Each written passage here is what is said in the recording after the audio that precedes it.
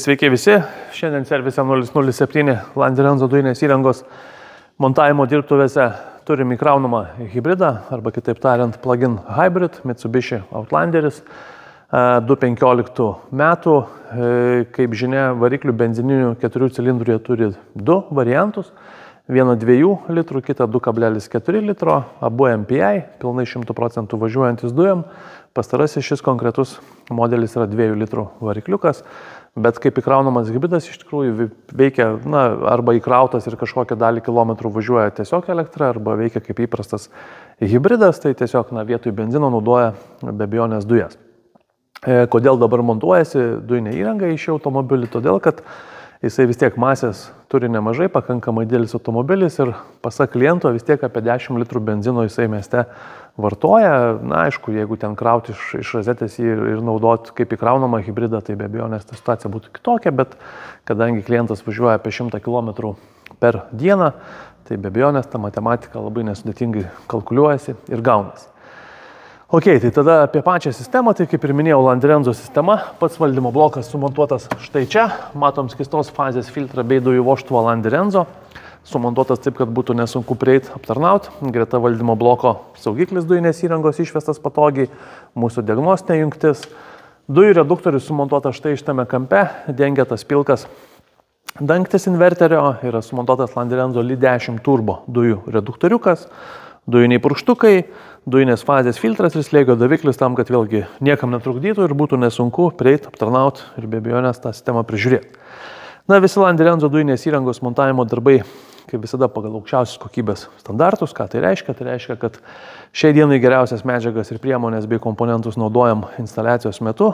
Tai reiškia ir spyruoklinės sąvaržos, ir atnaujintos dujom žarnos, tokios, kurios turi teflonų dengtą vidų, tam, kad nebūtų dujų kvapo nei variklio skyriuje, nei aplink automobilį, nei be abejonės ir salone. Yra naudojami specialūs gamykliniuose, paprastai montavimuose naudojami laikikliai, spyruoklinės sąvaržos jau turbūt minėjau, ir dujinės įrangos laidynas vėlgi adaptuojamas konkrečiai šiam variklio skyriui. Ką tai reiškia? Tai reiškia, kad jokių čia laidų prikaišytų, kažkokio apendicitų priviniotų į gumulus niekur nėra. Visi laidai yra sugrupuoti. Jeigu pasižiūrėsim originaliai, tai turim irgi laidus ateinančius gofruose, tai mes irgi viską suvilkom į gofras, tas gofras papildomai izoliavom, viskas labai tvarkingai, estetiškai švariai gražiai atrodo. Tai apie variklio skyrių būtų tiek. Dujų perjungimo mygtukui vėlgi pasirenkam vieną iš laisvų vietų. Šiuo atveju turim štai čia. Gal dienos šviesoj pridėsiu nuotrauką, bus labai nesunku pamatyti.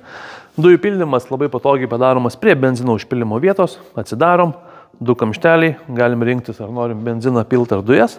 Jeigu norim pilti dujas, atsisukam dujinio užpilimo vietą, kamštelį, nerūdėjančio plieno varžtai ir jungiam pistoletą, jokių problemų, baigia pildymą, viską uždarom.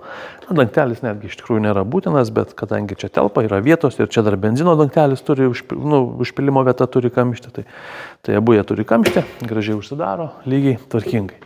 Vienintelė dilema, kurią klientas turi nuspręsti, ką daryti, tai yra be abejonės atsarginio rato čia nėra. Tai dujų balionas čia yra sumontuotas 34 litrų atsarginio rato vietoje.